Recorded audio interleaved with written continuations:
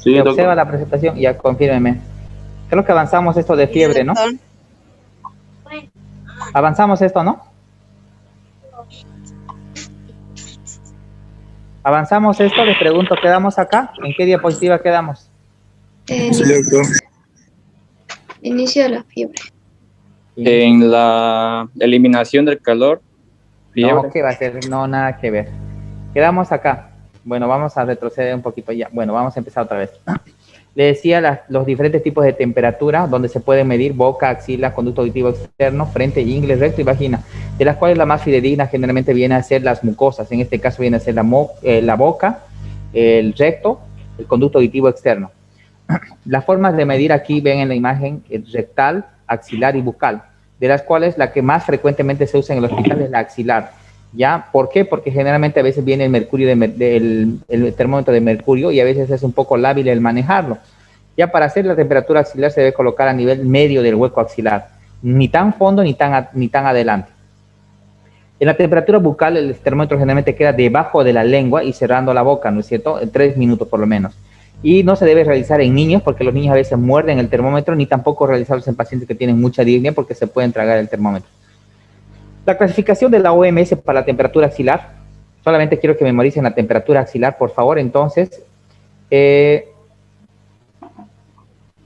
ya, para la temperatura axilar, entonces, por favor, temperatura baja, menor a 35, temperatura normal de 35 a 37.5, febrícula de 37.6 a 38.3, fiebre arriba de 38 y hiperpiresia arriba de 41. ¿Ya? Entonces, esto es lo que quiero que me memoricen, que es lo más importante, la temperatura axilar y no la rectal, va a entrar al examen. En cuanto a la duración de la fiebre, agudo menor a una semana, subagudo de 1 a 3 semanas, crónico de mayor a 3 semanas. En cuanto a la temperatura aguda, menor a una semana, generalmente se deben a procesos muy banales como enfermedades gripales, resfrío y otro tipo de cosas. En cuanto al subagudo, 1 a 3 semanas, pues básicamente se relacionan a infecciones bacterianas, ¿ya? Como la fiebre tifoidea o cualquier tipo de fiebre bacteriana. Crónico, mayor a 3 semanas, pues cuando estas se complican de las infecciones bacterianas, pasan a ser fiebres de mayor cronicidad, en este caso, como una tuberculosis, por ejemplo, cuando hay un paciente predisponente, ¿ya? O brucelosis en pacientes que trabajan con ganadería, o en jóvenes, ¿no? Cuando se infectan de VIH. En cuanto a los pirógenos, existen dos tipos de pirógenos, exógenos y pirógenos endógenos. Dentro de los pirógenos endógenos, por ejemplo, vemos generalmente que son provocados por células de nosotros, como están los monocitos, los linfocitos, los polimorfos nucleares. Adelante. Los polimorfos nucleares. Dentro de los pirógenos endógenos tenemos a la interleucina 1, a la interleucina 6, al factor de necrosis tumoral, al interferón alfa, al interferón gamma. Silencio, por favor. Silencio. Evalid Canseco. Silencio. Dentro de los pirógenos exógenos tenemos en realidad un sinfín, de los cuales los más frecuentes están las bacterias, los virus, los hongos, los protozoarios, los parásitos, las necrosis de tejidos, hormonas, medicamentos y pues en realidad casi una serie de factores que pueden influir en una reacción de hipersensibilidad en el cuerpo que pueden provocar fiebre. Gracias justamente a que actúan a nivel de estas células y estas células son las que producen las interleucinas, ¿ya?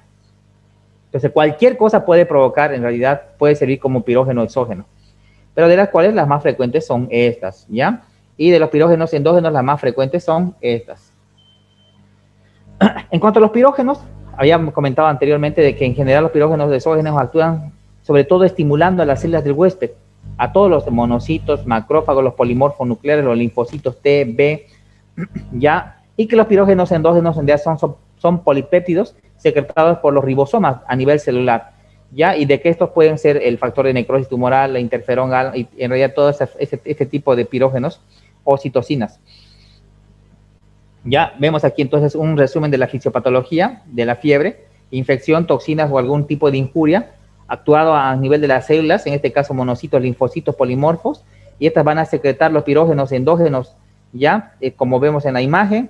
Estas pasan a la circulación y entran a la célula, y la célula va a liberar la prostaglandina E2. Esta va directamente y actúa a nivel del hipotálamo o al centro regulador de la fiebre, que es el set point, y provoca la fiebre.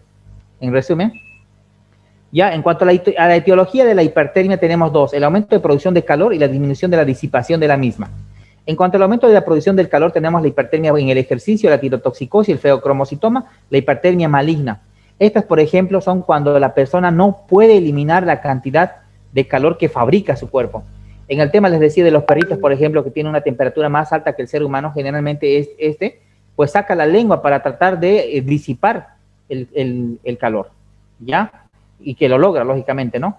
Por la disminución de la disipación del calor, en este caso tenemos el golpe de calor, la intoxicación por colinérgicos o una disfunción autonómica, o a veces deshidratación o ropa oclusiva. Les había dado el ejemplo, por ejemplo, de un soldado que se quedó con su traje y en pleno sol a 40 grados, pues en este caso ha tenido una disminución de la disipación del calor y en este caso le dio un golpe de calor.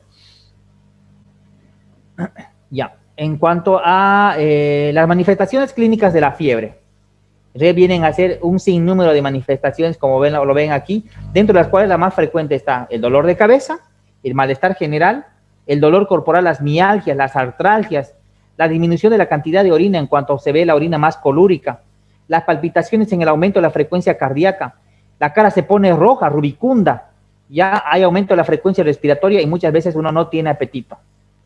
Si se dan cuenta ustedes revisan esto y ven sintomatología de gripe, sintomatología de COVID y da igual a esto.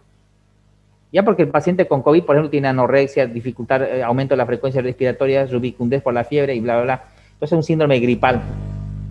Ya, aquí vemos pero las manifestaciones específicas: escalofríos, artralgias, anorexia, somnolencia, sudoración, cambio de nivel de conciencia, convulsiones, albuminuria, ya, aumento de la temperatura, taquicardia, aumento de la presión arterial, justamente porque el corazón trabaja más, la piel a veces se vuelve fría, sudorosa, en cambio las axilas o las mucosas son más calientes. Y tenemos aquí, por ejemplo, hay 3 etapas, ¿no?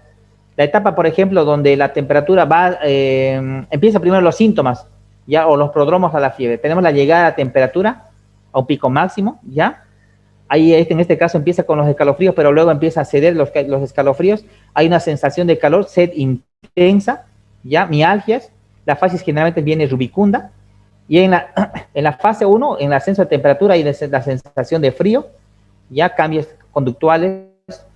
A veces hay lo que se llaman a hacer los chuchus, ya, en los escalofríos. El enfriamiento de la piel, o hay piloerección, a veces hay una piel de gallina, si se puede decir, taquicardia y la oliguria. Después, en la etapa 3, que ya viene a ser en el descenso de la temperatura, pues hay, según, miren aquí, por ejemplo, el ascenso, meseta y descenso.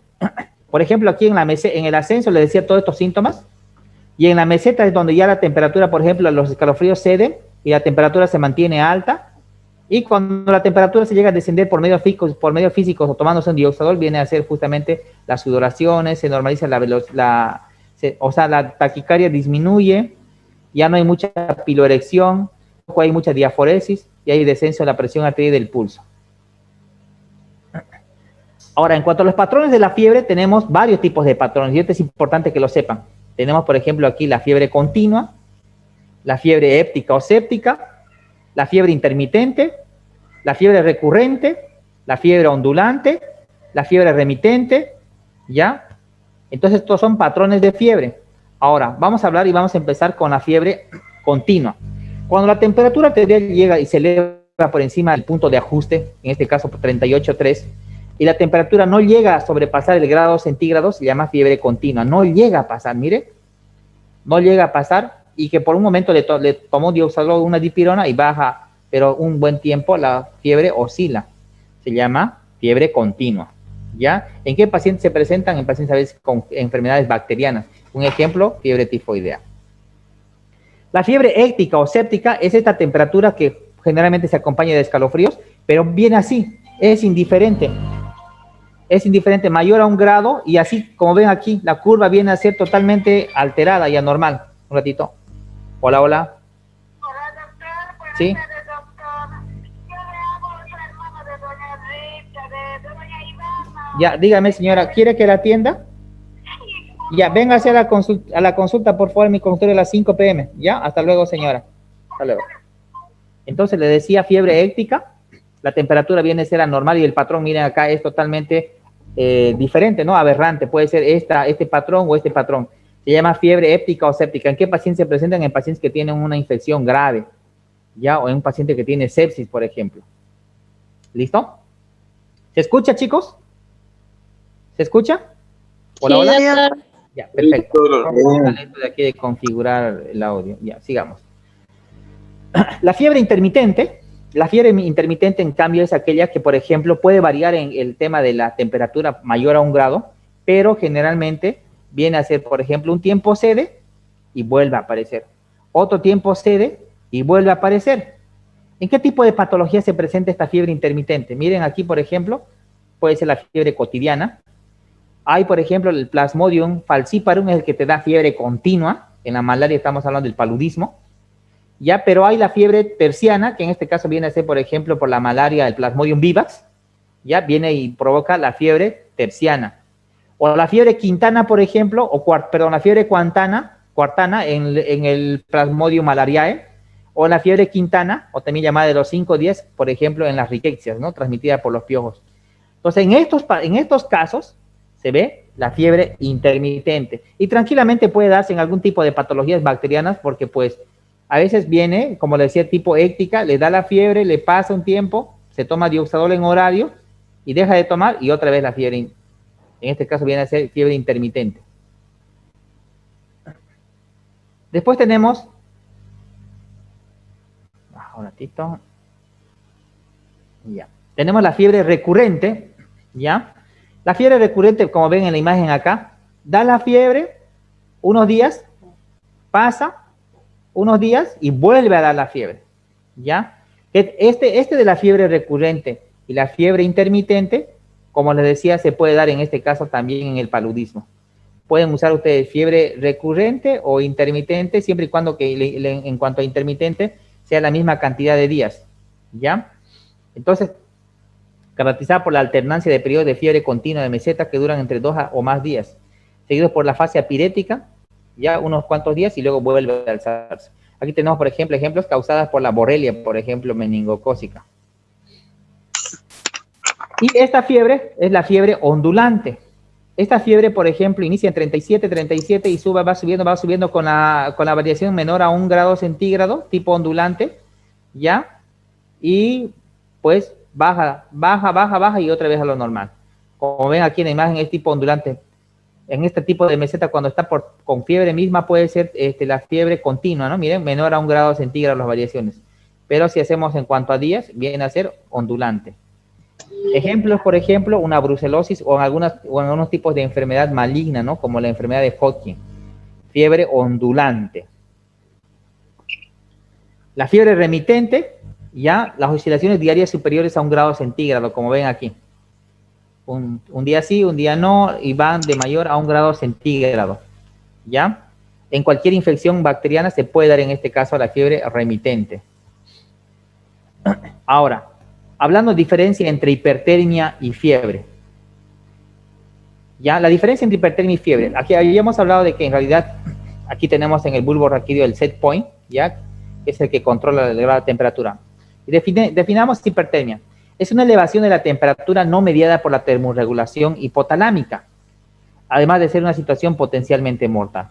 Es decir, en esta, por ejemplo, no está mediada por el set point, no está mediada. En la práctica, la diferencia está dada por una minuciosa historia clínica, ya, hacer una buena análisis. Un ratito, disculpen. Sí, hola. Buenas tardes, doctorcito. Luego de la respuesta de los demasiados de su paciente. Ya, señora, estoy pasando clases, señora, llámeme por favor en 2 horas, ¿ya? Hasta luego. Ok, les decía, entonces, la exposición previa al calor ambiental, en este caso excesivo, ya como les decía, por ejemplo, a una temperatura de 40 grados con ropa abrigada, puede provocar tranquilamente hipertermia. Raramente la hipertermia puede coexistir en un paciente. Es decir, si hay un paciente que tiene, por ejemplo, esta hipertermia y se mantiene en el tiempo, por cada media hora que pasa, el paciente va provocándose una liquefacción de órganos. Ahora, definamos lo que es fiebre. La fiebre es una reacción del organismo en la que se eleva la temperatura corporal a un nivel más alto y es mediada por el set point. Esta no es mediada por el set point y la fiebre sí es mediada por el set point. En este caso puede ser debido a la liberación de pirógenos endógenos. Hasta aquí está claro como agua. Ahora, la fiebre no todo el tiempo llega a ser negativa. Hay efectos positivos de la fiebre. ¿Cuáles son los efectos positivos de la fiebre? Miren, al incrementar, por ejemplo, la elevación térmica, incrementa, por ejemplo, la respuesta de mediadores de la inflamación. Si el paciente está con una infección, estos mediadores de la inflamación van a ir al lugar de la infección y los macrófagos, los polimorfos nucleares van a entrar en acción y van a provocar una lisis, en este caso, del agente patógeno. Ya en este caso viene a ser bactericida. La fiebre en este caso ayuda a eliminar el germen patógeno, ¿ya? Hasta cierto punto. Ahora, antes aquí, al mismo tiempo también te quiero decirles de que, como saben, va a provocar aumento de la presión arterial, va a provocar aumento de la frecuencia cardíaca, y estos van a hacer de que la circulación se mueva más rápido, haciendo la acción quimiotáctica más rápida, lógicamente en beneficio del cuerpo para tener una acción bactericida. Pero los efectos negativos de la fiebre son muchos, miren, hay bastantes. Malestar general, mialgias, artralgias, fotofobia y todos los síntomas que uno quiera describirse, ¿ya? Además de que hay trastornos metabólicos. Ustedes saben que con la temperatura, cuando aumenta la temperatura corporal, pues empieza uno a tener una transudación, es decir, pérdida de líquido. Va a haber una deshidratación ligera, en algunos pacientes hay una deshidratación moderada o severa. Hay una pérdida de sal y va a haber una discreta acidosis metabólica por deshidratación. Ahora, aumenta el metabolismo basal. Imagínense, chicos, les decía, por ejemplo, en el ejemplo del perrito, por ejemplo, el perro generalmente, ¿cuántos años vive? Al rajar 15 años porque su metabolismo de ellos es más rápido y más acelerado. Cuando uno tiene fiebre, el metabolismo se acelera igual, ¿ya? Y este tipo de aceleración hace que a veces muchos órganos lleguen a fallar en algún momento. Aproximadamente un 12% por cada grado centígrado de temperatura. A 41 grados centígrados el metabolismo basal se incrementa un 50%. Ya estos cambios elevan el gasto cardíaco que pueden complicar a enfermos con trastornos cardíacos o cardiovasculares. Es lo que les decía. Aumenta el metabolismo basal, aumenta la taquicardia, aumenta la presión arterial y esto te va a provocar desde una injuria renal aguda, te va a provocar, por decirte, un infarto de miocardio, o si tiene un trombo por ahí en un paciente añoso, va a provocar un embolia. ¿Ya? Entonces, estos son algunos factores negativos de la fiebre. Inducen los cambios en el sistema nervioso central que pueden dar origen a crisis epilépticas. Imagínense que haya un paciente predispuesto con una malformación arteriovenosa, que tenga, por ejemplo, un pequeño adenoma o que tenga un pequeño quiste por X motivo, y pues la fiebre puede provocar convulsión. Aparte de eso, puede provocar escalofríos, sudoración y una serie de alteraciones que, bueno, provocan una disminución del eje hipotálamo, hipófisis, corteza suprarrenal. Menos frecuente. En cuanto a la revisión, por sistemas, en cuanto a la semiología ya buscando la causa de la fiebre, tenemos que revisar los síntomas que tal vez se nos han podido escapar. Síntomas generales, por ejemplo, preguntar al paciente, ¿no? Fiebre, cambios de peso, malestar general, apetito, trastorno intestinal, sudoración nocturna. Miren, les doy un ejemplo, tenemos 9 minutos. Imagínense que llega un paciente a la consulta externa y el paciente te dice, doctor, mire, vengo porque estoy con dolor de barriga y me dio fiebre. Ya, bueno, y vas buscando vos más o menos qué puede haber causado, digamos, el dolor o la fiebre. Y te dice todo, pero no te dice nunca de que el paciente, por ejemplo, qué sé yo, ha tenido diarrea. Y al último te dice, sí, ¿tuvo diarrea? Sí, para tratar de más o menos de buscar la causa. Y en este caso ustedes saben que la diarrea es un mecanismo de defensa por el cual el huésped trata de eliminar, digamos, el agente patógeno. Síntomas generales. En cuanto al sistema respiratorio, vemos si tiene tos, disnea, expectoración, hemoptisis, ya para ver si el paciente tiene, digamos, datos de tener o bien una neumonía o tener un derrame pleural infeccioso, ya. En el sistema cardiovascular, buscar, por ejemplo, si tiene disnea, ortopnea, disnea paroxística nocturna, ya si tiene edema en miembros inferiores para decir que el paciente es cardíaco también, aparte de tener fiebre como factor de riesgo.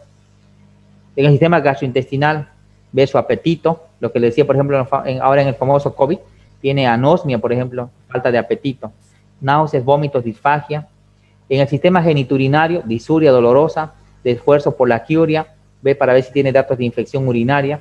En el sistema endocrino, baja de peso para buscar más o menos datos de tirotoxicosis o hipertiroidismo, intolerancia a sensación, intolerancia al frío o calor, temblor fino, somnolencia, se queda en la piel para buscar datos de hipotiroidismo, lo contrario a hipertiroidismo. En el sistema neurológico, buscar si tiene cefaleas, mareos, falta de coordinación, tratando de buscar de que el paciente tenga, digamos, una infección del sistema nervioso central, una meningitis. Ya, entonces esto en cuanto a revisión por sistemas. Antecedentes de la enfermedad actual. Bueno, siguiendo el orden de la historia clínica, sí vienen en antecedentes de la enfermedad actual. Ya. En antecedentes de la enfermedad actual, se debe realizar un resumen del cuadro que desencadenó en esta última consulta o internación, la medicación que recibió o recibe y cuántas veces estuvo internado. Por decirles un ejemplo, esto para que lo tengan bien en cuenta. El paciente ingresa por una enfermedad actual, por el cuadro clínico de 3 días de evolución, que está por presentar cefalea de moderada a gran intensidad, con 8 o 10 en la escala de EVA, acompañado de fiebre o de alzas térmicas no cuantificadas en forma intermitente, ya, y que luego el cuadro se exacerbó con dolor mioarticular y disminución del apetito, por decirlo. Abajo, después de haber desglosado todo eso, ustedes tienen que colocar antecedentes de la enfermedad actual. ¿Qué quiere decir? Si, por ejemplo, dentro de ese mismo cuadro, paciente con antecedentes de haber presentado misma patología hace 2 meses, o paciente refiere haber presentado, por ejemplo, misma patología hace 1 semana, 2 semanas, para que te llegue a pensar, por ejemplo, si un paciente está con fiebre, está con cefalea, y que le buscaste causa, y por decir te encontraste una fiebre tifoidea anteriormente, y esta es su tercera internación por fiebre tifoidea, algo está pasando. O no solamente fiebre tifoidea, o por cualquier cuadro banal. Ya vos tenés que pensar y indagar, mire, algo está pasando con este paciente, ¿qué tal si le pido una prueba rápida para VIH? Y ustedes saben que en paciente inmunocomprometido, o qué sé yo, tal vez el paciente está desnutrido, y que tenga una hipoalbuminemia, y que sea su causa, digamos, de tener infecciones recurrentes. O que un paciente te llegue con una infección urinaria y describir todo el cuadro clínico en la enfermedad actual, y como antecedente decir, bueno, le preguntas, sí, ya tuve infección urinaria, tuvo antecedente de presentar infección urinaria hace 2 meses, y anteriormente tuvo otra infección urinaria hace 1 mes atrás. Eso tiene que estar descrito como antecedentes de la enfermedad actual. ¿Me entienden, no es cierto? Ya. Y aquí vemos en cuanto a los antecedentes personales. Dentro de los antecedentes personales tenemos los hábitos y los antecedentes familiares. Dentro de los hábitos tenemos el tipo de alimentación. Ya, generalmente aquí cuando dicen ahí alimentación variada o alimentación dieta blanda, ya, o hipercalórica o hiperproteica en los pacientes que hacen deporte. Ya, los cambios de la alimentación que haya tenido el paciente, si come comida chatarra, el patrón de sueño que tiene, cuántas horas duerme al día, o si se trasnocha, como hay algunos jóvenes que juegan hasta de noche el Free Fire y otros tipos de jueguitos. Ya, tema de la micción y la defecación y la actividad física, esto en cuanto a antecedentes personales, en cuanto a hábitos. Luego vienen los antecedentes familiares de gran importancia y relevancia, ¿ya? Por ejemplo, si el paciente tiene un antecedente de tener artritis reumatoidea, aquí por ejemplo genéticos, hipertensión arterial, obesidad, ya, tipos de cáncer.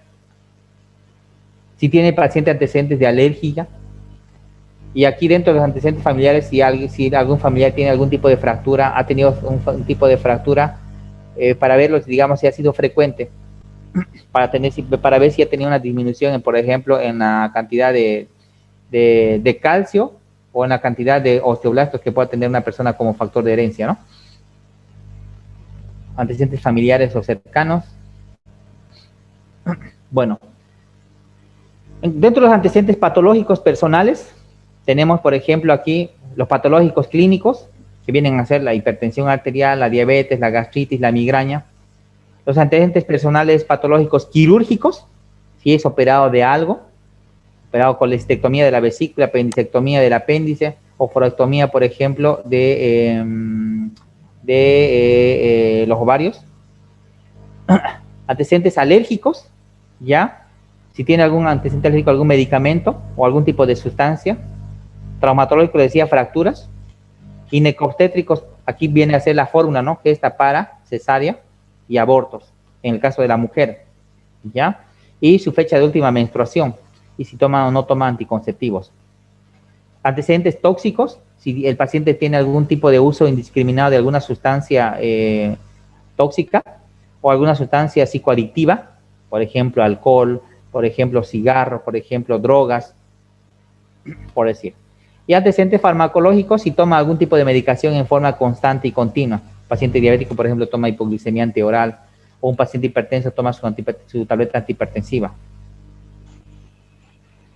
Y aquí les voy a mostrar un poco de cómo se debe hacer los antecedentes heredofamiliares, ¿ya?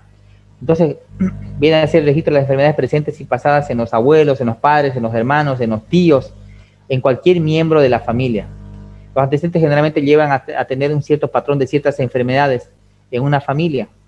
Por ejemplo, uno grande les voy a mencionar, la hemofilia, por ejemplo. La hemofilia es un factor tan grande que pues generalmente es heredable por el gen X, ya, de la madre, y que se hereda generalmente a las personas, a los miembros masculinos de su familia. Los miembros femeninos generalmente no tienen a tener tendencia de manifestación clínica de hemofilia.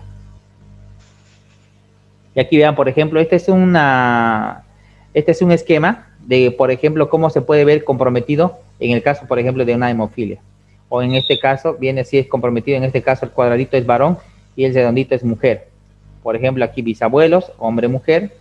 Aquí, por ejemplo, el hijo, hombre, ¿cuántos hijos tuvo? Hombre, hombre, hombre, mujer.